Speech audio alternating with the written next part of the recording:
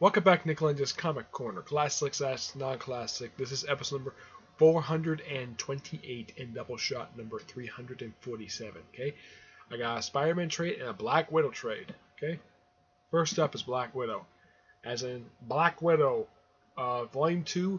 No More Secrets.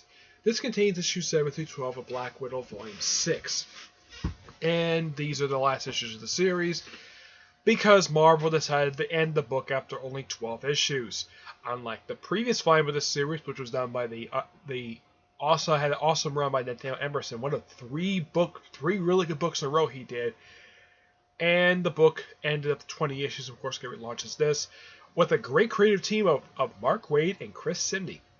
Though basically it was more Chris Simney doing a lot of the work, and Mark Waid just here as a co-writer, and these two previously did, before they did this book, they had a I think was a 4-year run on Daredevil. Yeah, a 4-year run on Daredevil, starting in 2011, ending in 2015. And now they're on this book, and the next book they're going to do together, starting I think in November, they're going to do Captain America. Yep, starting with issue 695, I believe it is. Yep, so for the third book in a row, you have an awesome duo who works very well together. There will be one of 3 books Mark Waid, actually one of like 5 books Mark Waid will be working on, because right now, currently, he does Avengers, he does Champions. Let's see, he does the book Archie from Archie Comics, and he does, I think it's Irredeemable. Yeah, I think it's Irredeemable from IDW. He does 4 comic books. Yeah, you got at least praise him for that. And this is currently the Captain America book will make 5 books, though in the case of Mark Waid, this was the first time in almost 20 years he's done wrote an issue of Captain America. The last time he did that was back in the late 1990s. Great run. I highly recommend it. It's actually pretty much all in trade, his entire run. Yep. But now on to this. Pretty much this wraps up pretty much the whole storyline with the series, because one thing interesting about these two guys is that they have sort of basically, if you read their Daredevil run, it's very serialized, very heavily serialized, because each issue leads to the next. And simply put, this wraps up the entire series. Excuse me. With the whole thing with the Red Room stuff, and the reason why the Black Widow sold this up back in issue 1. Because basically she found out about the whole thing with the Red Room being back, and she was forced to do it. But as for the Weeping Lion, however, he's in here for a little bit, then he gets killed off. As for who the heck he is, I have no idea. Yeah, that's the thing.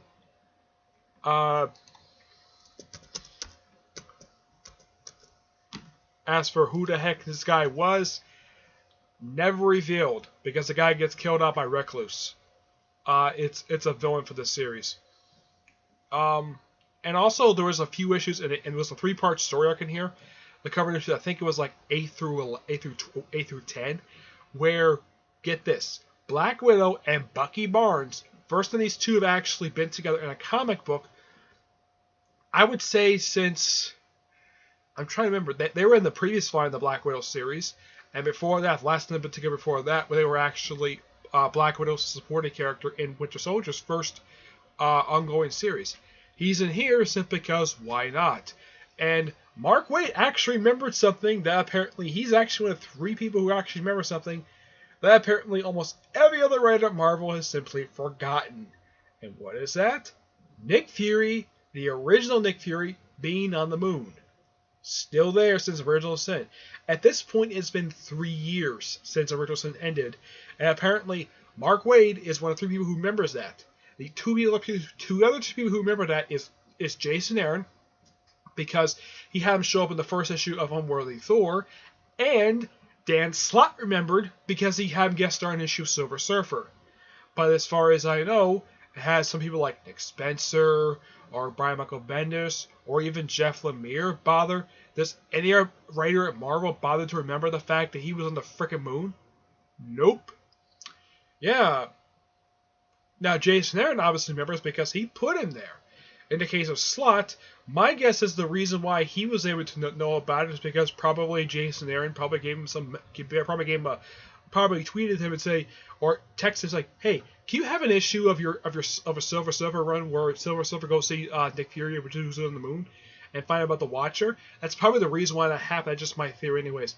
This because probably Mark Waid does remember doing it, and of course he probably remembers Original Sin because, well, he did a tie-in for Original Sin for a couple issues of Daredevil, so obviously he kind of remembers it, but apparently no one else does. Yep. But this by far, now in the last issue, I should point out that when this issue originally came out, there was an editorial note that says takes place before Civil War II. Excuse me. But in here, in this trade, they take out the editorial note for some reason. Yeah, I don't know why they took it out for, and yet it's in the original printing of the, like if you go online or find the original individual issue, that note is there. Here in the trade, it's not there. It's a minor thing. It's one of 2 times I've seen it where personally why I remember this, where a particular like editorial note is there in the original printing of the actual issue when it comes out, and then when it comes to trade, when they print the actual issue, they take the editorial note out. For Marvel, as far as I know, this is actually the only time I can think of they've actually done this. DC has done this twice. The first time they did this, where they actually take out stuff that were actually originally printed, they did it twice in Teen Titans. Believe it or not. Yeah, they did it twice in Teen Titans. For Marvel, as far as I know, this is the first and by far only time I can think of they've actually done this. It's a very stupid thing to do, to take out that thing just because, well, it's in trade, people don't really care. What about people who actually originally read this issue when this thing came out? The last issue takes place obviously before Civil War II, and plus also before Maria Hill was removed as director of S.H.I.E.L.D., which happened just prior to Secret Empire, which during Civil War II, she was director of S.H.I.E.L.D. And then by the time Secret Empire rolled around, she was removed from the S.H.I.E.L.D., and now she's just a supporting character in Jessica Jones because obviously no one else wants to bother anything with her. And currently, it's rumored, it's never actually shown, but apparently Black Widow was killed off in Secret Empire. No idea why, just that she was. This is actually one of the most recent issues that came out. But as for this is good. This is really, really good. Of course, Tony Stark shows up in the last issue. I love the fact that most loose ends related to this run is wrapped up by the last issue. But there's still one loose end that I don't know if Waid actually bothered to reveal this. Who the heck is the Weeping Lion? Yeah, that's something that, as far as I know, by the time this thing ends, they don't bother to reveal who the heck this guy is. Yeah, but the whole thing relates to the Red Room. Yeah, that actually, the plot thread they've going into issue 1 related to why Black Widow did things she did. Of course, she's forgiven for the last issue. That plot thread is wrapped up. I would say most of the plot threads related to the series by the time the last issue is wrapped up. The only one I can think of was never wrapped up was the identity of the Weeping Lion. Interesting villain. It's just that they killed him off and they don't bother to reveal who the heck this guy is. Yeah, as for who I think it is, I have honestly no idea. I had a theory it could have been maybe Black Widow's ex-husband, who was the original Red Guardian. It could have been him. But last time I saw him, he was basically took up identity of Ronin in the Widowmaker series. Awesome miniseries. I highly recommend it. Of course, that led into Hawkeye Blind Spot, another really good series. But this is really good. I get this a 9 out of 10. This is great. Alright, next up is Spider-Man. Amazing Origins. Pretty much this book, what it does, it prints 2 books. Excuse me. It prints, it collects, Spider-Man Season 1 and Spidey number 1. Now, the Spider-Man Season 1 issue, which is actually an original graphic novel, one of several Marvel released, that was written by Colin Bunn. One of the few, actually I think this is by far the only original graphic novel I can think of he actually has written. Now, when people think of Colin Bunn for his work at Marvel, what's usually the first thing that comes to mind? Deadpool. As for him writing Spider-Man, this Season 1 book is actually not that bad. It's actually really good. It's basically a modern retelling of Amazing Fantasy 15 and Amazing Spider-Man 2. Spider-Man number 2. That's simply what it is.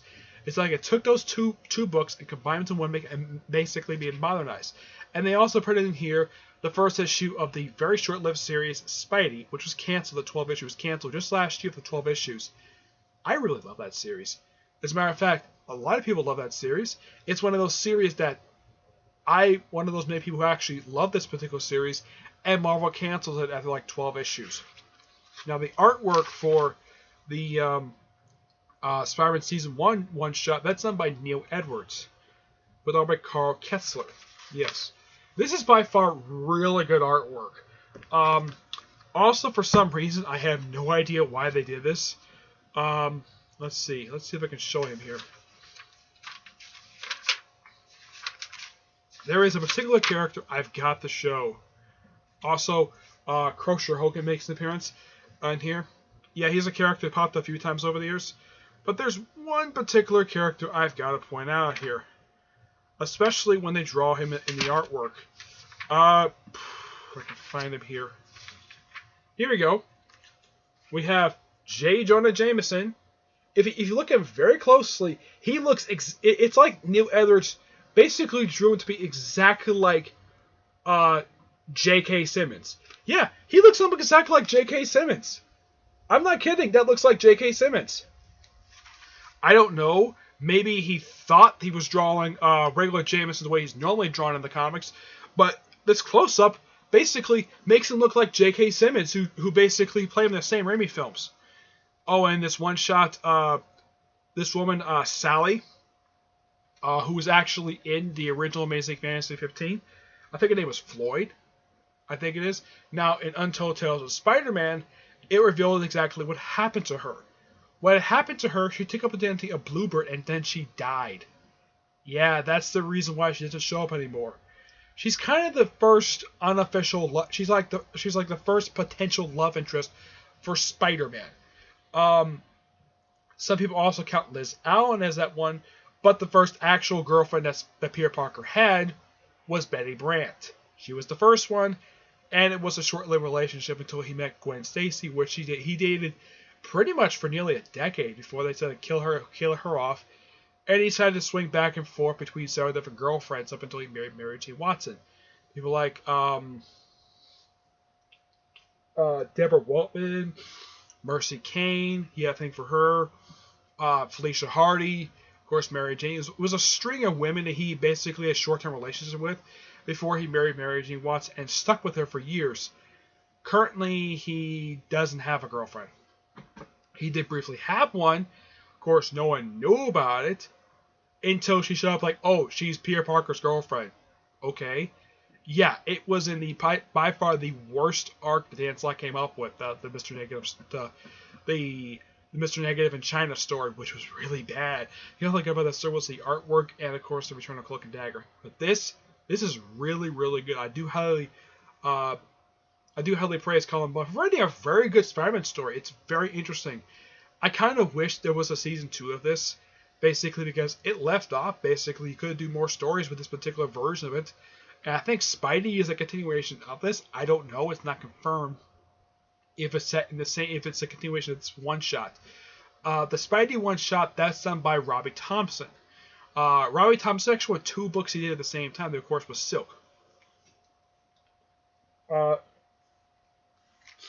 Currently, he does. He doesn't do Silk anymore because that book ended this year. After 26 issues. Yes. Currently, he just does.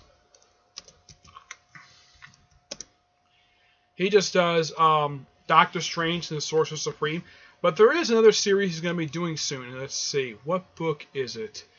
Robbie Thompson. Let's see. Yeah, there's a book, Marvel Legacy, he's going to do. I'm trying to find it here. Here we go. He's taking over Spider-Man vs. Deadpool. Yeah. Basically, the Spider-Man / Deadpool series is becoming Spider-Man vs. Deadpool with issue 23. Yeah, he's taking over that book. I don't know if Doctor Strange Sorcerer Supreme might be ending. I think it might be. Yeah, it might be ending. Yeah, it might be ending soon because it's not part of the lineup.